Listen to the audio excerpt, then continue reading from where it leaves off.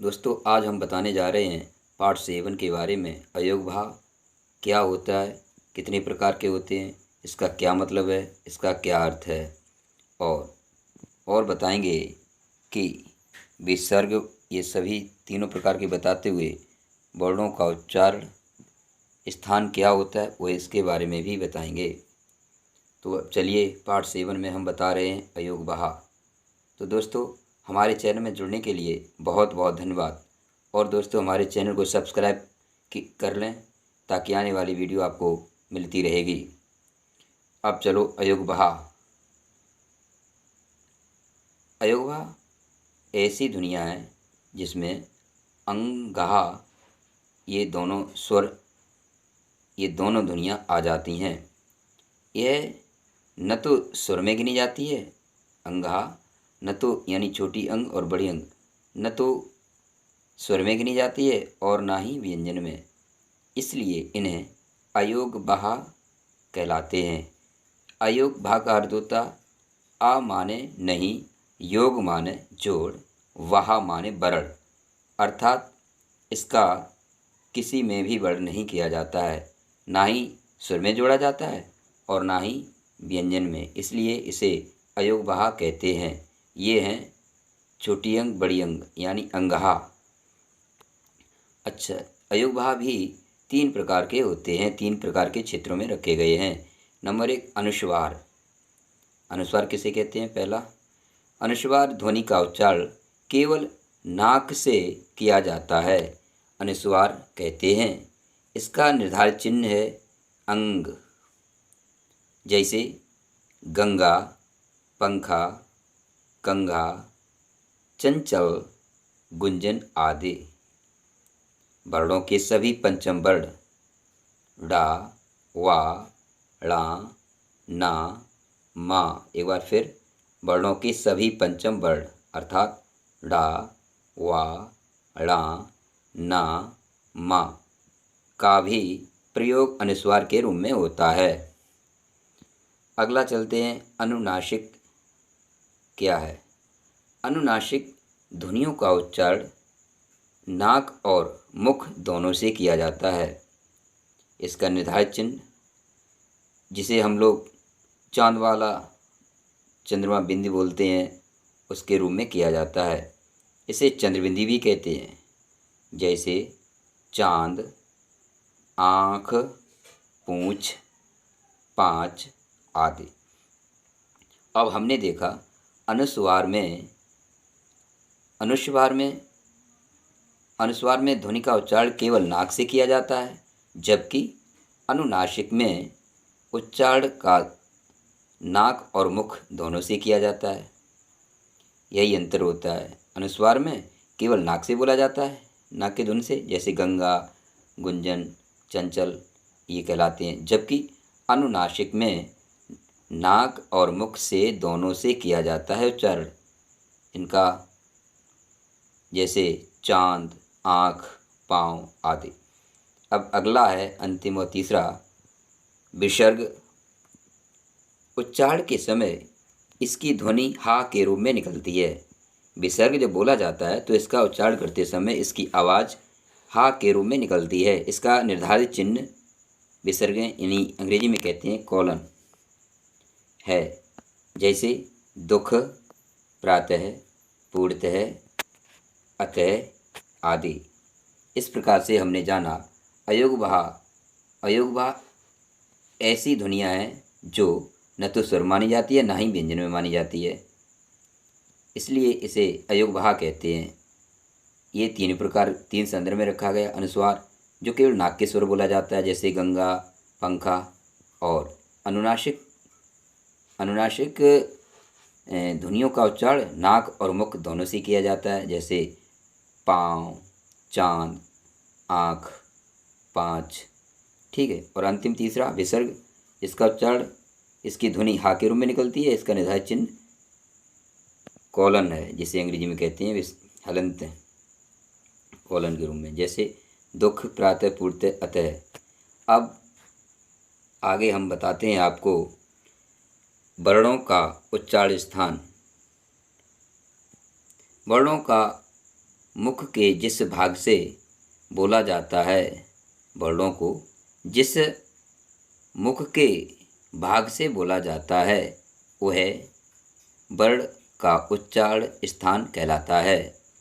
अब देखिए वर्ण क्या होते हैं, कहाँ से बोला जाता है। हमारे मुख में बोलते समय हमारी जिब्रा किस भाग को छूती है और हमारे जिब्रा किस किस भाग को मुंह के अंदर किस किस भाग को छूकर या स्पर्श करके जो उच्चारण स्थान क्या बनता है, कहाँ पर छूती है और उसे क्या नाम दिया गया है, उसके बारे में यहाँ पर बताते हैं। वर्णों का उच्चारण स्थान देखिए, वर्ण उच्चारण स्थान देखिए आपके सामने में यहाँ पर एक नक्शे के नाम यहाँ पर बताते जा रहे हैं, आपको चित्र दिए जा रहा हूँ, इसमें लिखा है किस प्रकार से आप देख सकते हैं।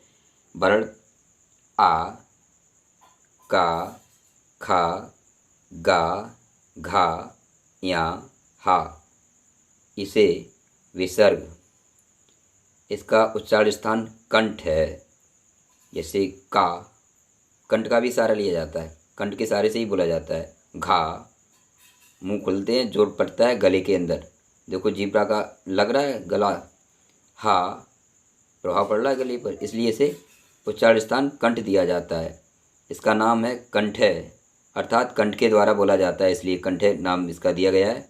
उच्चारण स्थान है कंठ, कंठ से स्पर्श करते हुए टकराते हुए ही आवाज़ निकलती है तभी, और न टकराए तो नहीं निकलेगी ये आवाज़। अगला है वर्ण ई, चा, छा, जा, झा, वा, या, शा। ये तालु, ये हमारे दांतों के अंदर का भाग है, तालु ऊपर वाला, उसमें लगकर स्पर्श होकर वहीं लगेगा तभी ये स्वर बोल पाएंगे। अगर ये नहीं लगेगा तो हम ये शुद्ध स्वर नहीं बोल पाएंगे, ये वर्ण जो दिए हुए हैं वह नहीं बोल पाएंगे। इसलिए वह जब तक ताल में स्पर्श होगा तभी अच्छी तरह यह आवाज़ और वर्ण निकल सकते हैं, जिसका नाम दिया गया है तालव्य।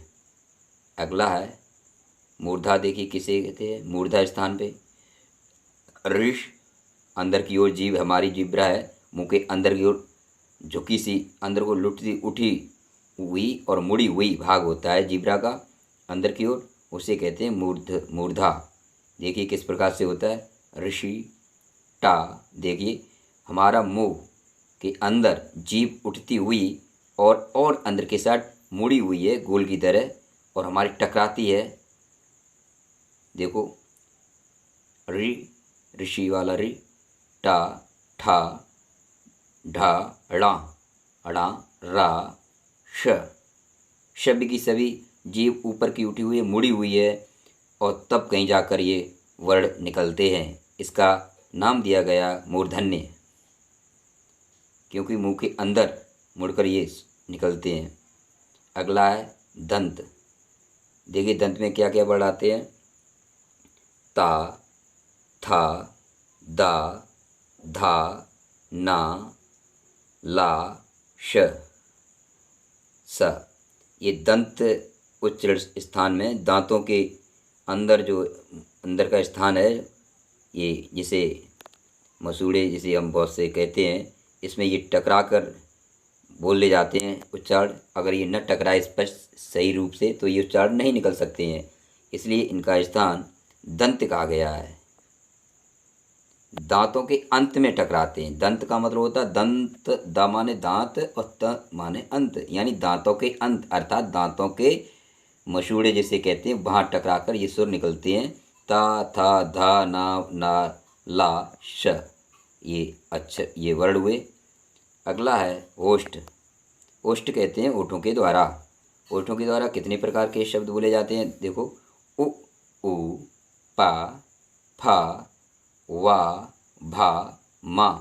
ये ओठों के द्वारा बोले जाते हैं, इसलिए इनका नाम ओष्ठ रखा गया नाम। अगला है कंठ तालु। ए, ये कंठ के सुर की सहायता से बोला जाता है, कंठ और तालु की सहायता से। उनका स्थान है कंठ और तालु में लगते हैं। जैसे ए, देखो जीभ उठी हुई है, तालु की ओर मिल रही है, कंठ से आवाज़ निकल रही है तभी बोला जाता है, इसलिए इसे कहते हैं कंठ कंठ तालव्य। अगला ओ औ, ये कंठ और ओष्ठ लगते हैं, कंठ के द्वारा निकलता है, ओष्ठों पे जा टकराते हैं, ओष्ठों की ओर इशारा होता है, तभी ये निकलते ओ औ। देखिए ओठ किस प्रकार से आकार को बनाते हैं, तभी ये शब्द निकलता है, इसे कहते हैं कंठोष्ठ। अगला है दंतोष्ठ। वाह वाह वाह, ये दांतों और ओठ की सहायता से ये निकलते हैं, वाह, दंत ओष्ठ।